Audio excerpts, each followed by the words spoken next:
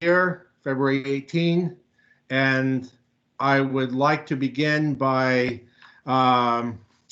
asking for approval of our meeting minutes from January 29. I trust everyone has received them and has had an opportunity to review them. I second the motion. Do we hear a motion? Mr. Foxwell, this is AV support, and I just wanted to check, can we begin recording the meeting? Yes, you may. Thanks. I'm going to go back in that case and start from the beginning. I'd like to request approval of the January 29 meeting minutes. Do we have a motion to approve? I second the motion. Okay. Motion second. All those in favor signify by saying aye. Aye. Ayes have it. And I'd like to now go to Mr. Hatcher for his executive director's report. Okay. First off, we'll start with acknowledging that the MOU was signed directly after the meeting, our last meeting. It is now in force, and all work has been started within the ATC. From that time forward, we have issued about 135 alcohol licenses and permits. Since the meeting, Mr. Merced and myself have completed the Open Meetings Act training. And my office is monitoring several current bills pending with the legislature that have hearings coming forth this coming Friday and March the 5th. And I'll update at our next session the results of its filings from those bills and where they stand. Tony, is the And later. Go ahead. And directly after this, when we get down to the section for General Assembly updates, myself and Mr. Kelly will be giving a brief overview of some of the bills of consequence that we might be looking at directly. Tony, is tomorrow's bill or tomorrow's hearings in Economic Matters or in the Senate EHE committee? I am not positive. Mr. Foxwell, I have to take a look at that while we continue, and I'll see if I can get that real quick. Okay. Is Jeff on the call? Yep, I'm on. Yeah, I do know. I know. I was just looking at that information. I have the luxury of looking at it while you're asking while Tony's on the hot seat. So yeah, tomorrow morning at 11 o'clock, all of this is in the House side in Economic Matters. Okay. And there are a handful of bills that'll be presented at 11 o'clock in Economic Matters that are statewide bills, meaning simply that the laws affect all the jurisdictions in the state. And then beginning at 1:30 on Friday afternoon, and then you'll be able to weigh in on this. Beginning at 1:30, the local bills begin. Those hearings are typically very, very long. They are comprised of local interests that affect generally only one jurisdiction. And there's oftentimes a little bit more motion that follows these bills as opposed to those statewide bills. So 1:30 for the local bills, 11 o'clock for the statewide bills. What, Mr. Kelly, thank you. What the field enforcement director is referring to is what is casually known inside Annapolis as Booze Day. And it's not nearly as enjoyable as the title might indicate. Drinks are not served. This is a long, long day for advocates, government officials, the committee members and staffers themselves. And as Jeff suggested, the statewide legislation will begin at 11:30. All the local bills will be heard at 1:30, and it will go, if passed as prelude, well into the evening.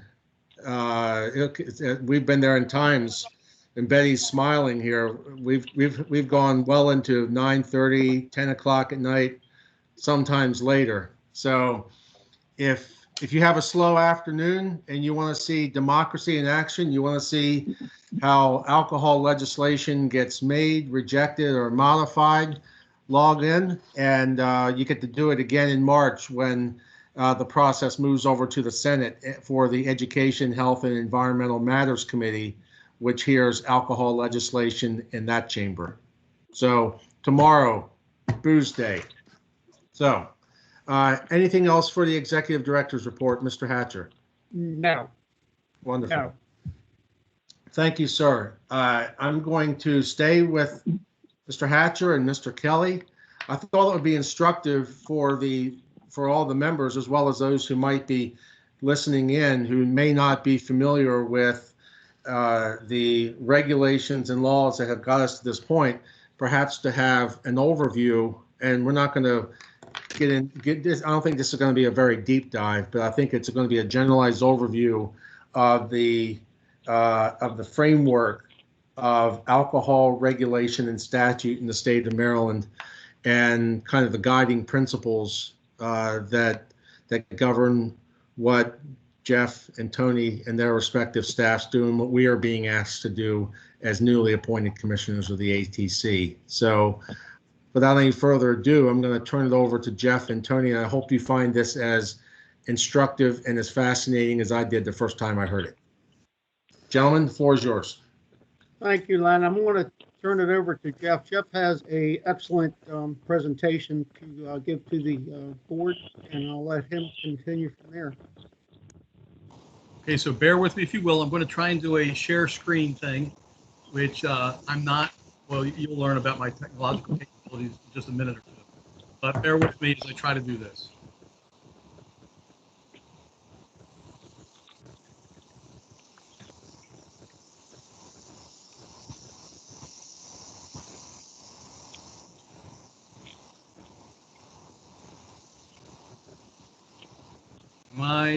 Is anything showing up here yet for you guys? I see it. Oh, okay. See Let me also, I'm going to qualify again what I'm about to say is that a lot of, I can't see what you can see now. So if I'm not doing this right along the way, please let me know. I'm just not sure that I'm going to be able to see it the way you see it. Okay.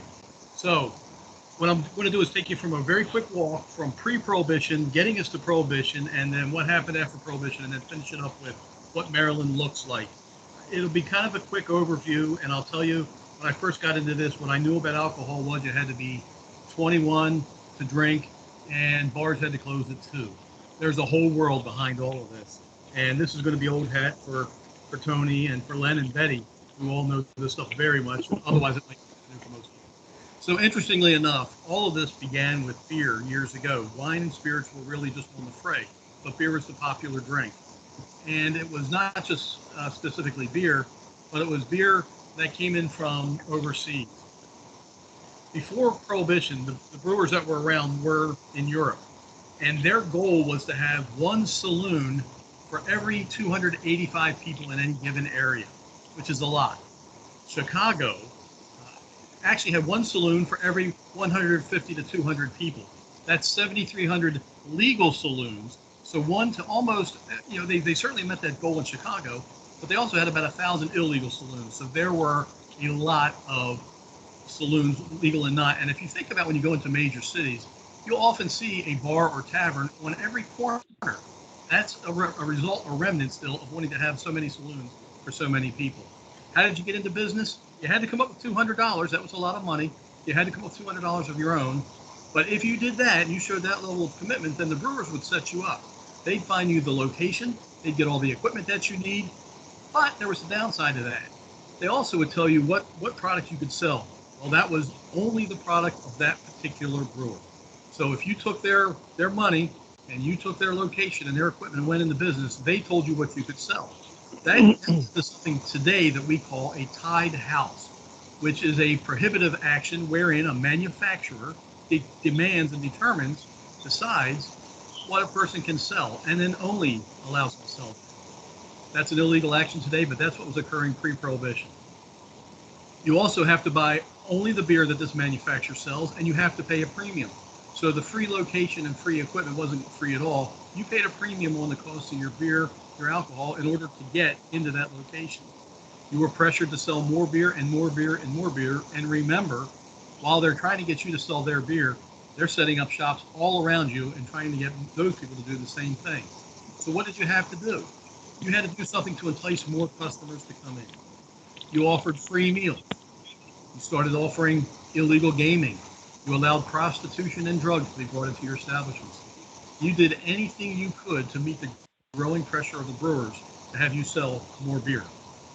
Today we have prohibitions against all of these things happening in liquor stores, including free meals. You can't entice people into your location by giving something free.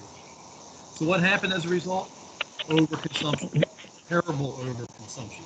Public order and decorum vanished. Crime increased. People were hurt. They were lying in the roads, drunk. Families and communities being torn apart. So then we got it. Prohibition, the 18th Amendment. As a result, a federal law went into effect called the Volstead Act. And the Volstead Act made it federally illegal to manufacture and distribute alcohol. But it was a federal action, and it required the states to act as well. So each state was required to create what would be called enabling legislation that carried out the requirements of the Volstead Act. One state in the Union, and only one state in the Union, chose to not create any comprehensive legislation to support the Volstead Act. I'll let you guess what that was in your own minds. It was Maryland. We were the only state to not carry out the federal regulations of the Volstead Act. And some say that's where the birth of our state's motto, the Free State, came from. We were chastised by other states for not having any sort of complementary legislation. And one of our editors said Maryland ought to secede from the nation rather than support prohibition. And we were called then the Maryland Free State.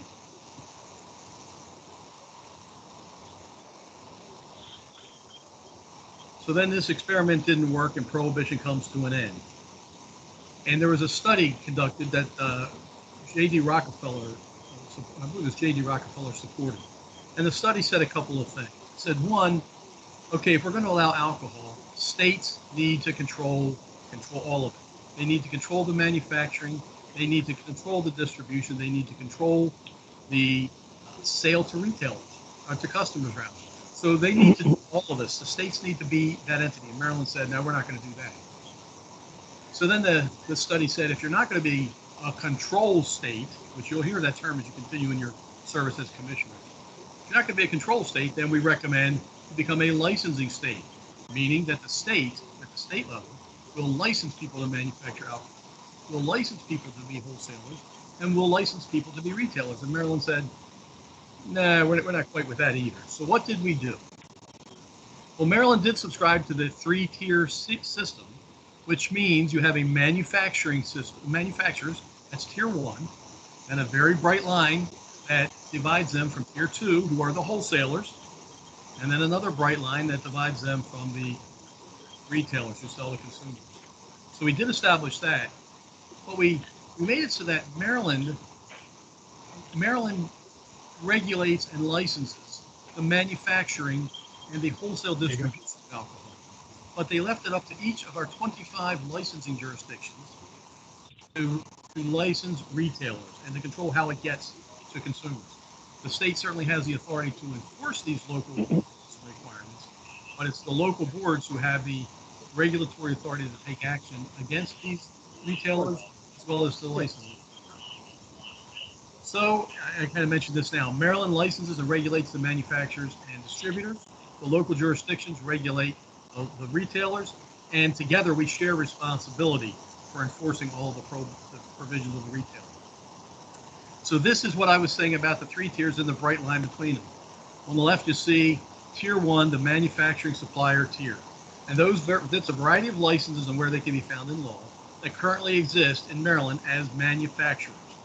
They're only allowed to sell their product in our system to the second tier, which are the wholesaler distributor tier. Again, we have a variety of different types of wholesalers who are allowed to do different things, but that's the second tier.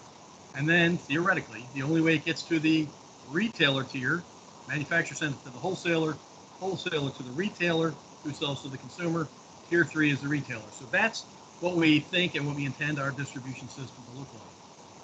But it doesn't always look that way. In fact, a variety of laws that we have in Maryland put in some instances, and you'll see it by the light blue color in the left-hand column, some of what should be a wholesaler and distributor actually become the manufacturer supplier. They become the tier 1 supplier. They do that when a wholesaler perhaps orders wine from out of the country that isn't manufactured here, and they become the first entity in Maryland to possess this product, and perhaps even in the United States, they become the supplier. So you can see, while we think we have a very clean, clear distribution system, in fact, we don't. It's rather complex, and it gets more complex when you start to understand who's allowed to sell directly to consumers, who has to sell to whom, where product comes from. So it starts to get a little bit jumbled and a little bit thrown together. And let me say, anywhere I mention the Comptroller of Maryland, I'm going to take this off of, if I can figure it out, I'm going to take this off of share. Anywhere I mention the Comptroller of Maryland, now substitute that to the Alcohol and Tobacco Commission. This is a series of information that I had from some time ago. But it's now you guys who bear the burden of regulating and licensing our manufacturers and our wholesalers, and who share in the enforcement actions against and for and with the local retailers and the local boards. Hey, Jeff, can I ask a question? Yeah, sure. So could you just give me a brief overview then how the FAA, or the Federal Alcohol Administration Act, applies here, and how a special occupational tax imposed by the federal government is handled by the state? So I'll be honest, I don't know anything about the occupational tax necessarily. At least that's not familiar to me. The FAA, I think it was 1934 or so, came out somewhere in that range. Right. And that didn't do a whole lot. One thing it did is it said that beer is a little bit of a different alcoholic product than spirits and wine. And you'll see, as you get more involved in these things, that in fact beer, you'll see that we have regulations and laws toward beer, and then we have regulations and laws toward spirits and wine, which are handled differently. And that was one of the elements of the FAA. But for the most part, the federal government said, you know what, now that we're allowing alcohol back in here, we're leaving it to the states to control. And I think their initial intent was probably to say, we're staying out of it entirely and let every state do it the way they want. However, and as a matter of reality, they can't quite break away from that entirely. There are Commerce Clause issues and other things we have to consider. And does the state of Maryland tax the alcohol content that's manufactured in the state? I'm sorry, say that again? So from a federal level, the alcohol content, the proof is taxed by the government, by the federal government, but is that also taxed by the state? Yes, good question. All of the alcohol, the federal government reserves the right to tax all of the alcohol. So they do that whether it's made in Maryland or outside of Maryland, doesn't matter. They tax all of it. And then in Maryland, we tax it as well. And it gets taxed in a variety of different ways. Again, back to the difference between beer and wine and spirits. Yep. When wine and spirits comes into Maryland, and that means somebody from outside of the state shipped it into the state, one of our wholesalers, or it means one of our manufacturers made it in the state and now have it to a state of readiness that it can be sold. That's when it officially enters the state. At that moment, their federal tax is paid, but their state tax is not. It comes into the state not tax free, it's tax not yet paid when it comes into the state. And then the taxes on that product aren't due until they actually distribute the product to a retailer. Gotcha. So the taxable event is when it leaves the wholesaler's warehouse and goes to the retailer. That's wine and spirit. For beer, again, the feds will tax it whenever it's in the state, whenever it's manufactured, it'll tax it. But we do require prepayment of beer. So when beer enters the state, whether it's from Budweiser out of the state or from Heavy Seas in the state, it's taxed the moment it's ready to be sold as beer, or the moment it enters our state. That's when a taxable event takes place. Got it. And for distilled spirits in the state of Maryland, is it $13.50 per proof gallon? It's $1.50. $1.50. $1.50 a gallon, if you can believe that. It's pretty low. Okay. Yeah. Just while we're there, it's $1.50. Beer is 8 cents, I think, and wine is 40 cents. And Okay. the only difference with spirits is you mentioned proof gallon, and I think a proof gallon is considered 100% proof or 50% alcohol. Yes. Any amounts over that, there is an additional charge. It's not much, but there is an additional charge for the spirits based on the percentages as they gain beyond 100 or 100 proof. Gotcha. Okay, thank you. Len, you're on mute. Jeff, can you hear me? Yeah, gotcha. Before everyone logged on, I was having a conversation with Betty. We were taking a trip in the Wayback Machine to 2008. as you were talking about the various the tax rates for the various forms of alcohol beverages, and the disparity between the tax rate for spirits and beer has led to a couple of interesting pieces of legislation through the years. I recall the Alcopops legislation, for one of a much better term, because Alcopops had elements in the manufacturing process of both beer and spirits. And as you can imagine, the difference between 7 cents per gallon and $1.50 per gallon times all the product that's being distributed and sold around the state. It was real money to somebody, and there were also public health implications because these things were being disproportionately marketed to underage consumers and young consumers. And so those disparities have led to a couple of interesting legislative battles through the years. They do, and it's interesting when you consider alcohol as a genre, if you will. It's one of the larger genres of bills that get introduced each year. There's so much interest in it for a variety of reasons. The taxing of it, the different types of products that are allowed, the different venues that want to sell it. It is one of the largest groups of bills each year in the General Assembly. And Jeff, do you mind if I ask another question? At your convenience. Okay, so if you have let's say you have a manufacturer of alcohol, let's say it's a distillery, and they sell their product at the location.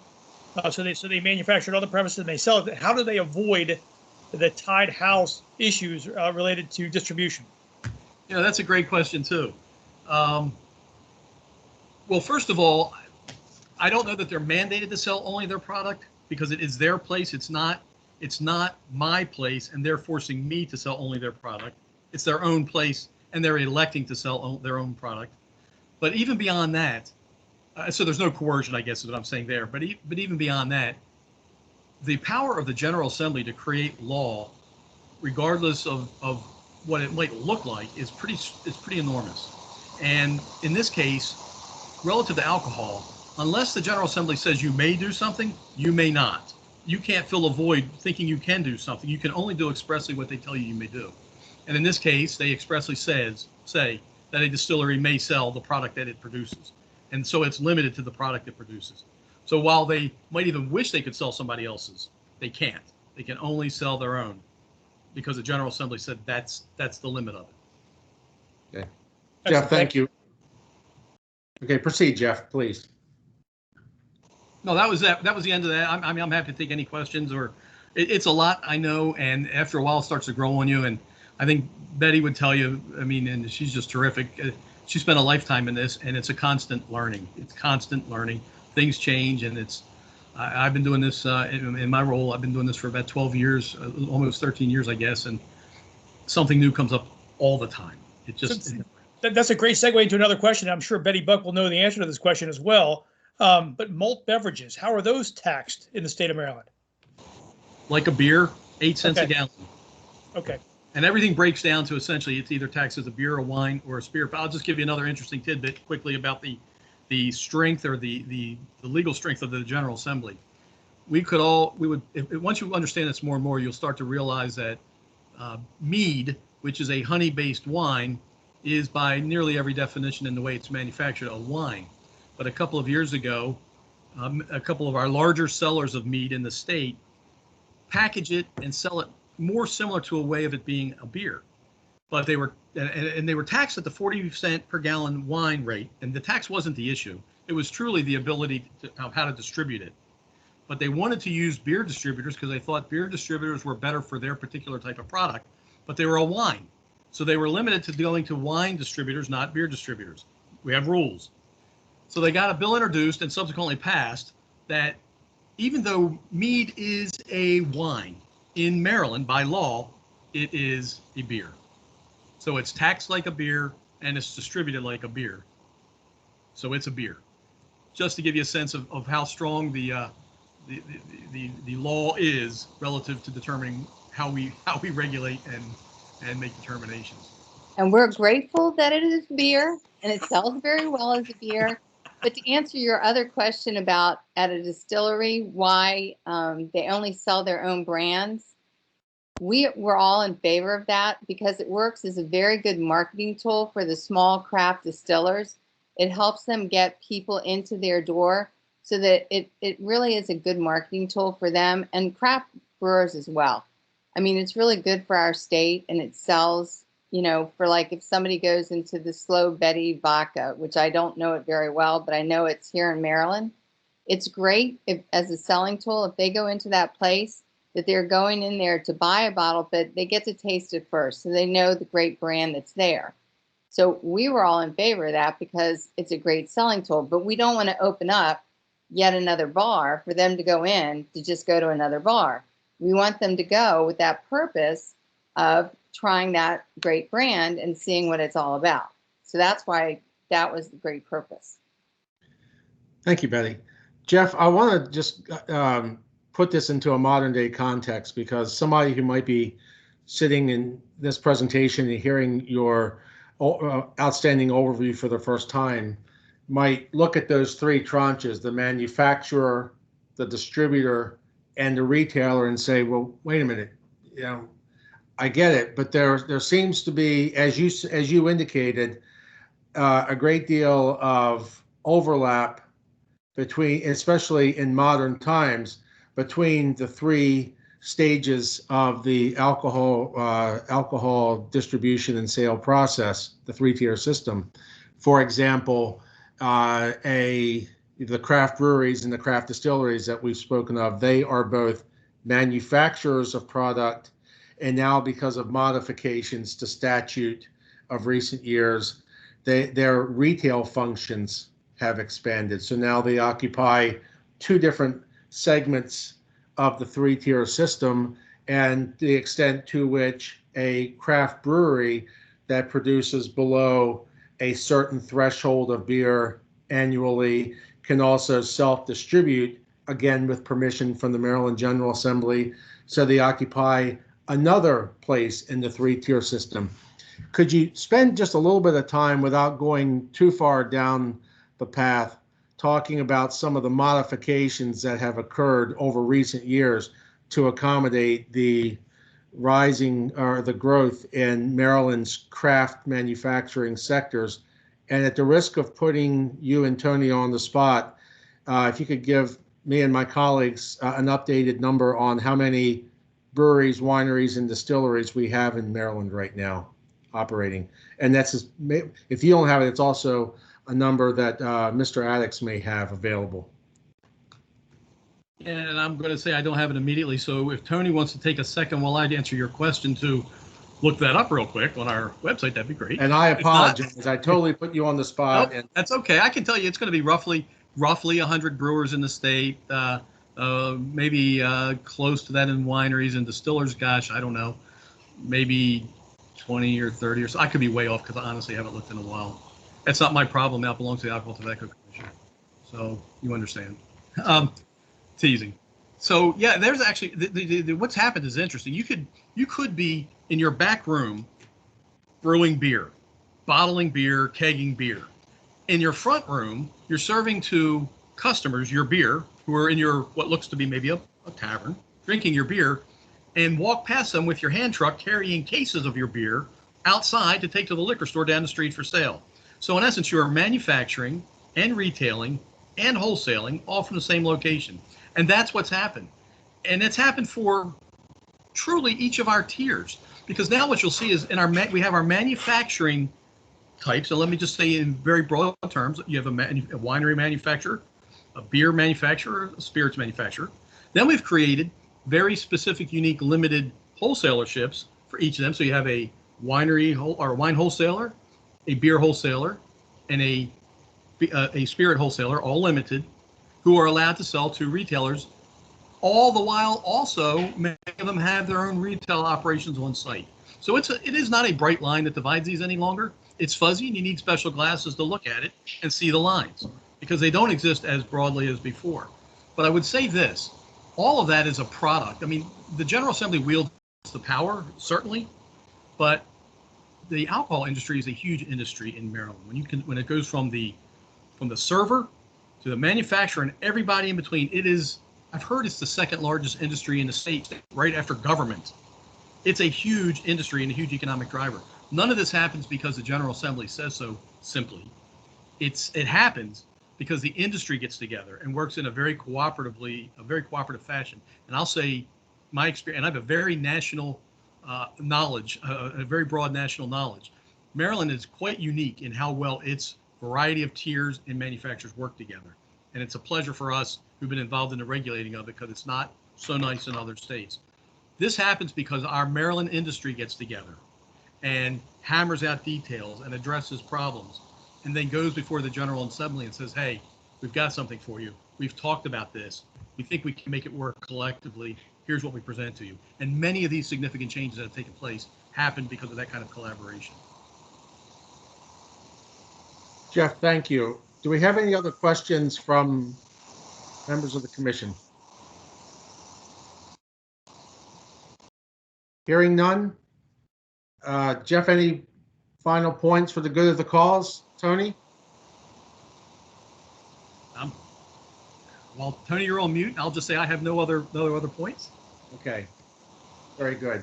I want to go now, if I may, to an issue that's been brought to our attention, and I'm going to credit our Vice Chairwoman, Ms. Wall, for raising this issue, and it involves our third-party distributors that now operate in the state of Maryland. And it's and again, one of the responsibilities that we have as regulators is to keep abreast of and remain in front of evolutions within the marketplace. And one of the things that we've seen in recent months and over the past couple of years is the emergence of these I call them third-party distribution entities that will bring alcohol products, upon demand to your doorstep, just like you would get a pizza or a meal or something else.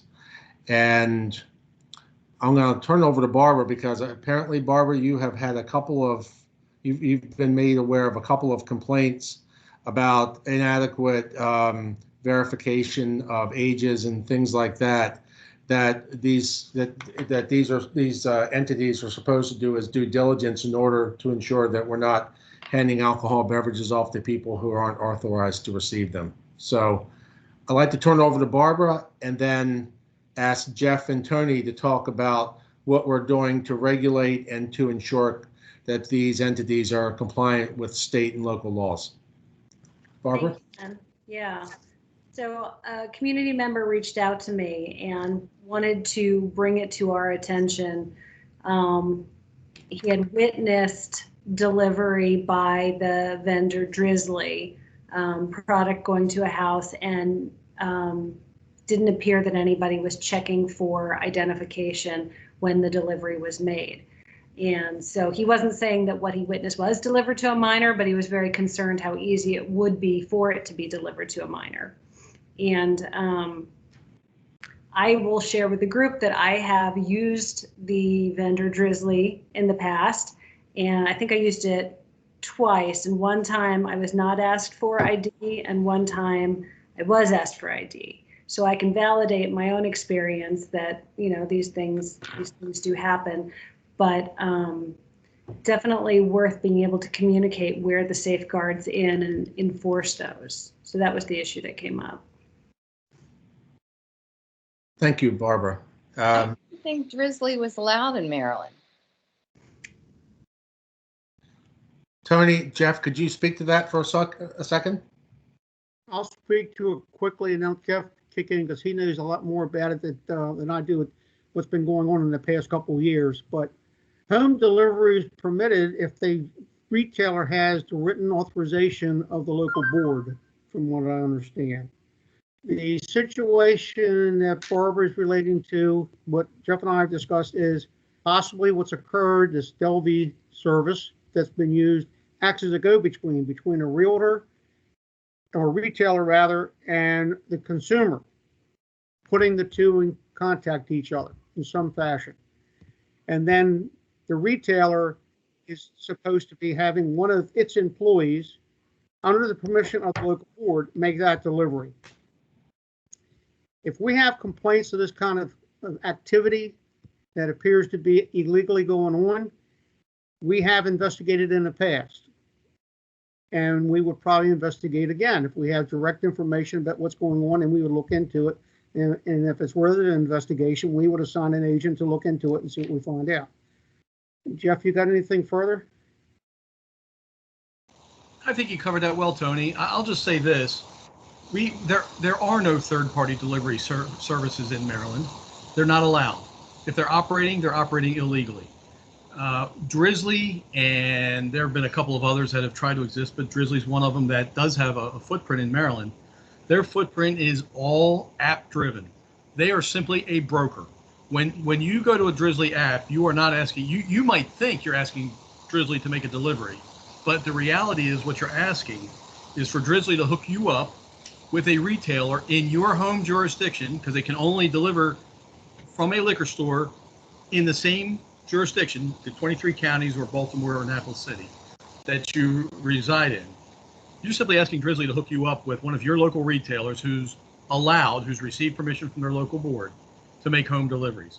And when you actually consummate the transaction, in actuality, that is taking place between you and your retailer, and delivery is being made by the retailer or the retailer's employee. They can't throw it in a cab. They can't throw it in an Uber or a Grubhub or a DoorDash or any of the others. They can't make delivery that way. And Drizzly never does it all. They don't have, I'm not even sure there would be an employee of Drizzly. I think they're in Boston or something. So there's probably not even an employee that resides in Maryland for Drizzly. So it's not them. The issue that happened in any of these circumstances you may have heard about has to be the local retailer who made the delivery failed to check ID properly. They failed to follow protocol, which is maybe a violation of law and certainly a violation of the regulations they're supposed to adhere to. And like Tony said, considering we have a handful of agents, not a lot, to cover the state, we need credible information. But if we have credible information, we will do that investigation, including setting up a sting delivery to either verify they're doing properly or not. And we've done that in the past.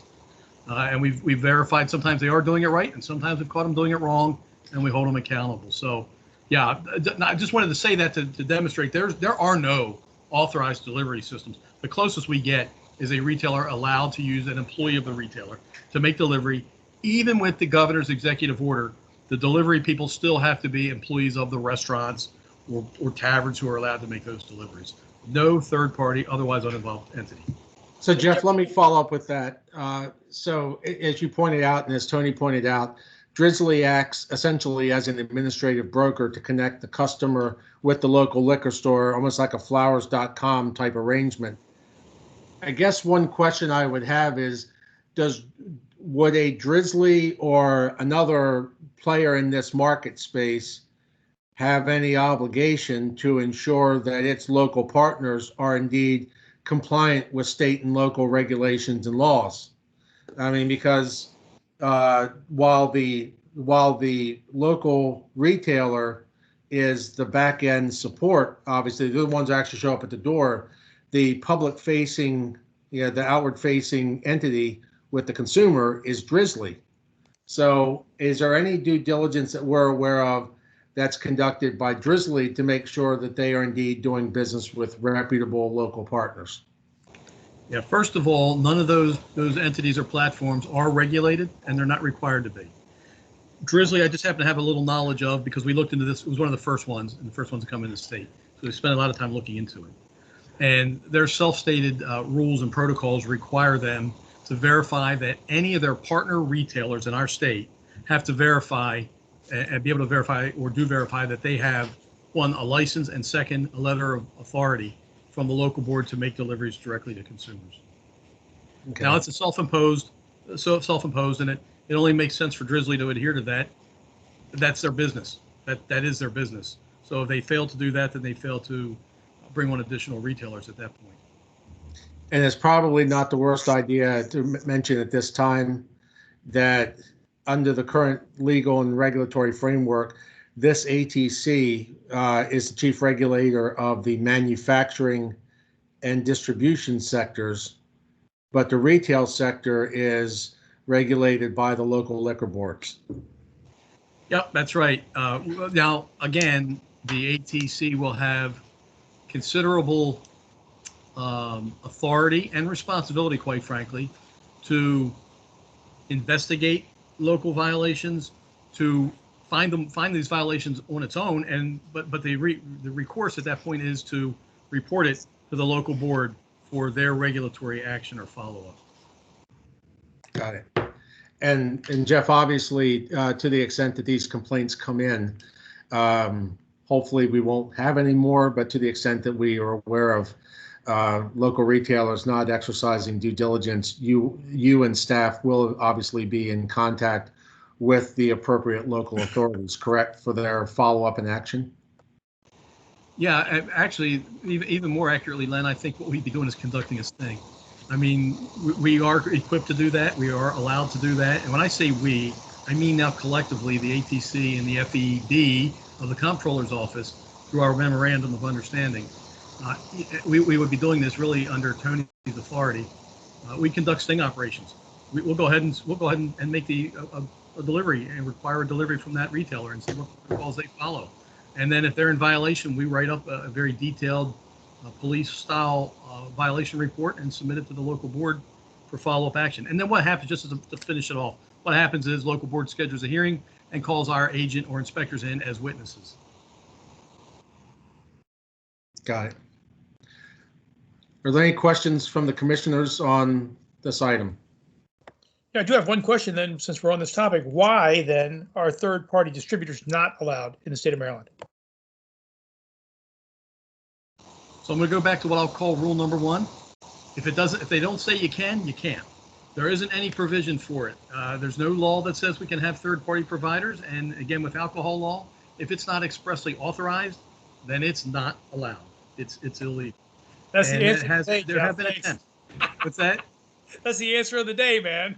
Hey, rule one. In other words, call your delegate. Yeah. If you want them, then you got to do that. But let me. But seriously, and you know, there's got to be control to that, because at least when you have an employee of a liquor store making the delivery, that liquor store licensee has everything at risk. They have every reason to do it right. A violation of that delivery means they lose their license potentially and their livelihood. If Uber Eats drops off a bottle and they're allowed to do it and they have no skin in the game at all, what stops anybody from doing it and ever controlling this? We have an obligation to control this product and make it as safe as we can. And that's part of it. And I think that's another reason why third-party entities can't simply make delivery. And I don't know if we should be in favor of something like that unless there's a lot of discussion and a lot of rules set up under which they're allowed to make these deliveries. Well, Jeff, it seems to me this is probably a good jumping off point to get into our legislative update, because I think there are a couple of pieces of legislation regarding the ability of retailers to retain their delivery privileges and their carryout privileges that we need to discuss. So why don't we hop right into it if we can? Sure, happy to. What I'm going to talk about real quick are the statewide bills only, the tomorrow morning at 11 o'clock bills. There's only a handful of them, so it won't be too terribly long. I'll say this, I'll be talking about them, but if you don't have a point of reference, it might sound a little confusing. I apologize for that, and eventually it'll start to make sense. But if you do have some understanding of it and you have any questions, I'm happy to answer them. So the first statewide bill I wanted to bring up was House Bill 12, and there is a complementary cross-filed bill in the Senate. This deals with delivery of product from what we call an off-premise location. Off-premise simply means they sell alcohol to be consumed somewhere other than at that location. Think of a packaged goods store. When we say on-premise, we mean a bar, a tavern, a restaurant, a place where you consume it on-premise.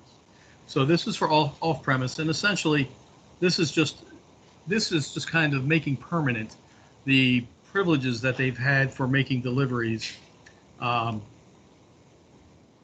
the governor's executive order, and it requires that a certain amount that if they're going to do this, they have to have a certain amount of food and certain things like that. So it's really just this is the beginning of starting to memorialize some of what the governor's been allowing, and we're now into this for 11 months.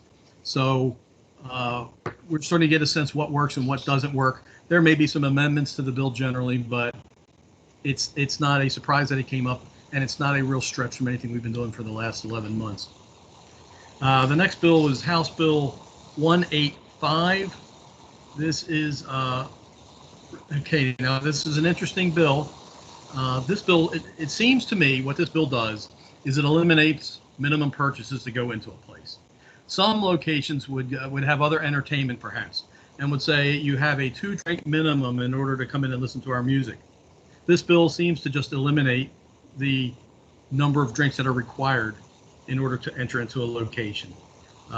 This was a Delegate Branch introduced this bill. So I think it just simply eliminates covers. Or not covers, minimum drink requirements. The third bill is House Bill, and none of these so far. I'll let you know if it's one that I think you might really want to pay attention to because it may impact some of the work you do. House Bill 422, simply a study. The ATC is only directed to be a cooperative entity or body of information to whoever's going to conduct the study, which is not you. This is a study to determine and evaluate minority participation in the alcoholic beverages industry generally. That also has a cross-filed Senate bill. House Bill 506, I'll spend 2 seconds. Yes, sir. Hey, Jeff, who's moving the 2 bills on the study? It's Delegate Barnes and Senator Patterson. Got it. Okay, thanks. Yep, you bet. The next bill, I'll spend just a couple of seconds on. It's House Bill 506. It's kind of written like a local bill. I'm not sure why it's got state bill access, but Baltimore City's kind of interesting. Like I said, Maryland decided that all local jurisdictions can do things the way they want to do them. Talbot County's kind of nuts too, isn't it, Len? They do whatever they want. Well, I mean, your definition of nuts may be, based upon where you live. I mean, yeah. Some to you, some it may be a godsend. I don't know. So it's nuts. So you're right. I don't live in Talbot, so if my friend Mr. Farrar was on the call, he'd say what's happening in Talbot is nuts. Yeah. If I'm on my way home and I like stopping by Harris Teeter, which I would never do because I always patronize my local, package stores, I may find it to be quite beneficial. But we do have a unique regulatory schematic. The peculiarities amongst the jurisdictions is interesting, and Talbot is the one jurisdiction that kind of gets to decide what it wants to do completely outside of state rule, although state rule governs the rest of the state. But Baltimore City also has some unique things as well, and based on different legislative districts they have different rules. And I've sometimes seen this drawn up where the lines are drawn up from an address or an odd side of a street where certain rules apply, but they don't apply on the other side. So this one just has to deal with the districting plans of Baltimore. Won't spend any time on that. House Bill 944 is an interesting bill. What it seems to do to me, it deals with delivery, what we were just talking about, delivery from a retail Class A. When I say Class A, that goes back to off-premise, think packaged goods. It's about delivering alcohol from a Class A to a consumer. No problem. Current law says if you want to deliver from your Class A off-premise location, you got to contact your local board and you get a written letter of authority or approval from your local board. And once you get that, feel free. You can now be affiliated with Drizzly. You can make deliveries to consumers. This bill seems to take it a little bit further, and it seems to allow not based on a letter of approval or authority, but simply a letter of notification that you're going to make a delivery into a local jurisdiction. So Jeff Kelly's packaged goods store in Anne Arundel County is going to contact that Talbot County store that Len likes to go to, Talbot County, and say, I'm making a delivery in your county now to Len. I'm bypassing everybody and making a delivery. In existing law, can't do it. I can only make a delivery to somebody in Anne Arundel County. But this seems to allow that to go. A retailer can deliver anywhere in the state, and not by getting approval, not by getting a permit, but by simply telling the local board they're going to do that. If somebody reads that differently, I'd like to hear about it. If anybody out there hears it differently, I'd like to hear about it. But that's what it seems to say to me. So, Jeff, I have a question on that. This is a really curious bill to me. I have 2 questions. First, how does that conform to provisions of home rule? And I'm thinking about a place like Baltimore County, which, for better or worse, is still a dry county on Sundays. So what happens if a retailer from Howard County sends a letter to the county liquor board of notification, not requesting permission, that, hey, we're going to start moving product into Baltimore County on Sundays? Are there provisions of law that would allow Baltimore County to exercise its home rule prerogatives and supersede the state legislation, which would grant that retailer permission to come on in? Thanks for that question. You're going to make me answer this in a way I hate to answer it. I don't know. I'm not sure. Baltimore County, as you stated, generally speaking, deliveries, sales can't be made. Packaged goods store sales can't be made in Baltimore on Sundays in Baltimore County. But as I read this bill, it doesn't seem to say that you have to, one, you don't have to get a permit from the county you want to deliver to. You simply make a notification of what you're going to do. And it doesn't say you have to adhere to the rules of that county necessarily. So it's not clear to me that if you're in Howard County that you couldn't make that delivery on Sunday when the liquor store right down the street can't even open up for business that day. It's just not clear. I don't know. I don't know. And I don't mean to monopolize the conversation, but my second and final question on this one is, if the control of the flow of alcohol into the county is being removed from the oversight of the local liquor board, which entity is?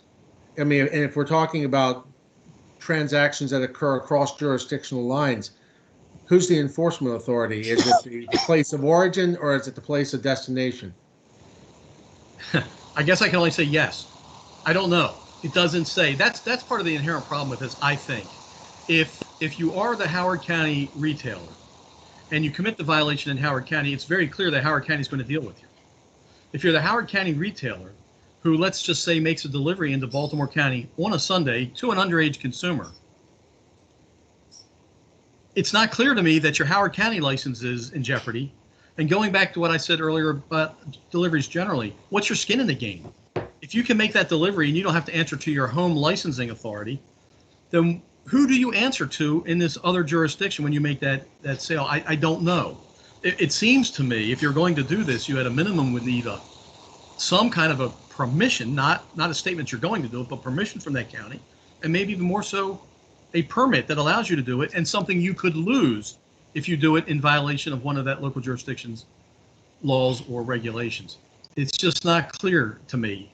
And again, I don't know it all about this stuff, but I haven't heard explained any way that makes sense to answer any of the questions you've asked. Well, it sounds like that could be an interesting bill hearing at tomorrow's Booze Day. Tune in at 11. Which begins at 11 o'clock at a time and place near you. Go ahead, Jeff. I apologize for. Sure, no worries. Two more. House Bill 996 is it's a very interesting bill, because everything about this bill is about healthy foods. This bill exists, I think it exists, to address what we would call food deserts. This bill allows grocery stores and perhaps chain stores to receive liquor licenses, beer and wine licenses, I believe, either beer or beer and wine. In Maryland, we don't allow chain stores to have liquor licenses. We don't allow grocery stores to have liquor licenses. There are some, but those are ones that were grandfathered in before it became illegal. It doesn't allow any new ones.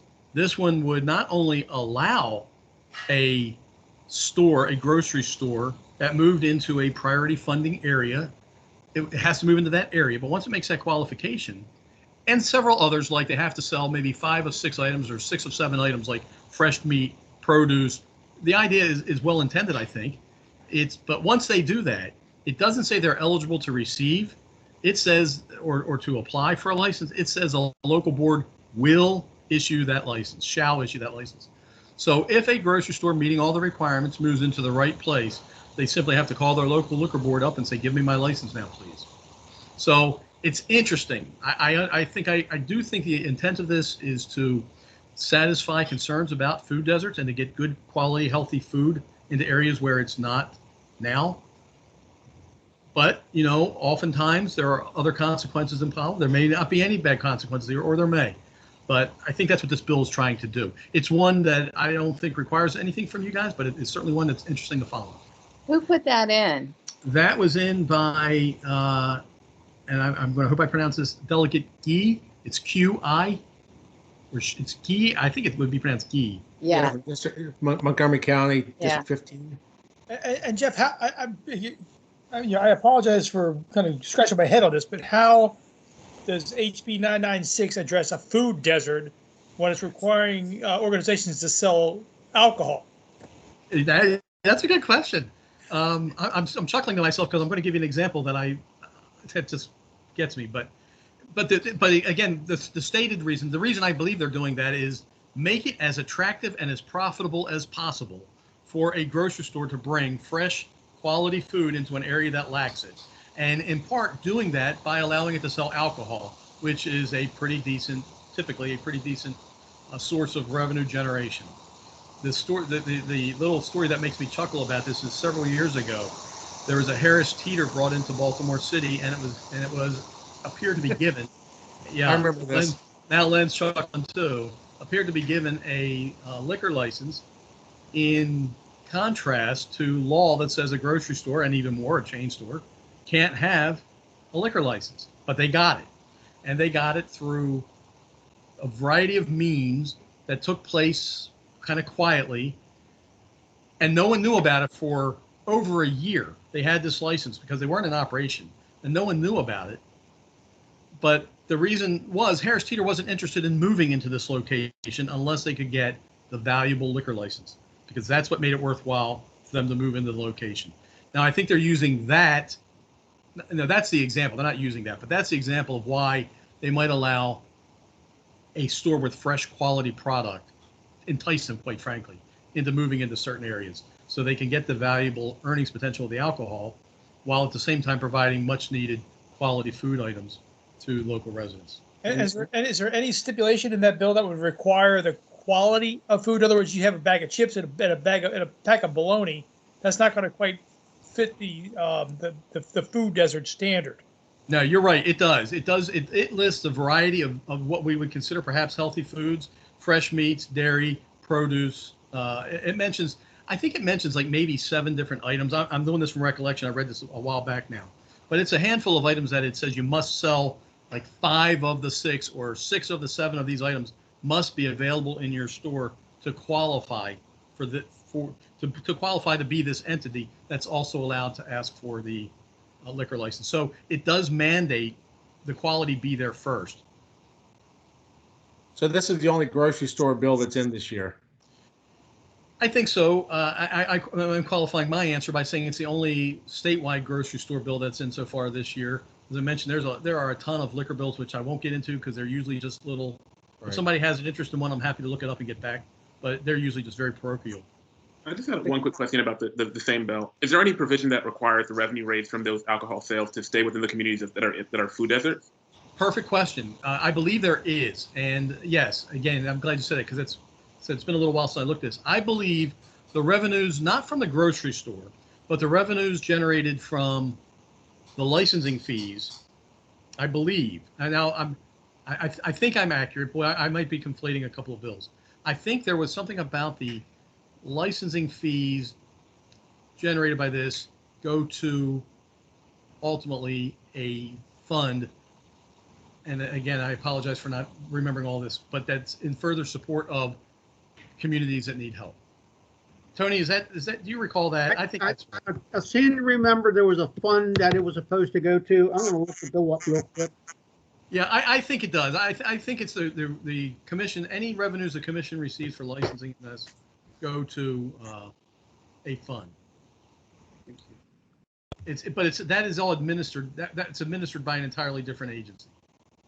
And Jeff, you said this bill and House Bill 944 were both sponsored by Delegate Key? That's correct. Okay. Are there any other questions about the legislative overview? Anybody? Okay. Thank you. Moving on, just under new business, we have a couple of things to tend to next month. I just want to throw the topic out just to get everyone thinking. We're going to have to arrive at a consensus on how we want to run our meetings, whether we choose to observe Robert's Rules of Order or another set protocol. But I'm going to ask that staff and legal counsel, Mr. Singerman, work with us offline between now and March to come up with a proposed menu of recommendations, and we can discuss it more at our March meeting. So just wanted to get everyone thinking about that. Do we have any other new business for discussion? I do have an answer to your question previously made in regards to how many dispensaries we have. We have 139 licensed dispensaries. 139. Interesting. Thank you, Tony. And on this bill we were just talking about, I found one reference to a fund that money's supposed to go to, and it's called the Community Legacy Financial Assistance Fund. And who administers that, Tony? I believe the controller administers it. Okay. Yeah, it says the state treasurer shall hold and the controller shall account for the fund. Thank you. Interesting. Okay. If there are no other items of new business to discuss, no other questions, I'd like a motion to adjourn. So Motion moved. to adjourn? Second. Second. Second. All those in favor? Aye. All those Aye. opposed? Meeting is adjourned, and we will meet again. What's our next meeting day? It's the third Thursday in March, but what date is that, Tony? 1 second. That would be the 18th. The 18th. Got it. Okay. And I will, as always, be sending out requests for agenda topics. And if you have anything that you need clarification on from this meeting, please follow up with Tony or Jeff or Mr. Singerman. Thanks, everyone. Have a good weekend. And to the staff and to our stakeholders, happy Booze Day tomorrow. Hey, Good Jeff, luck. Jeff Kelly, that was a great presentation. Thank you. Hey, thank you. I appreciate that.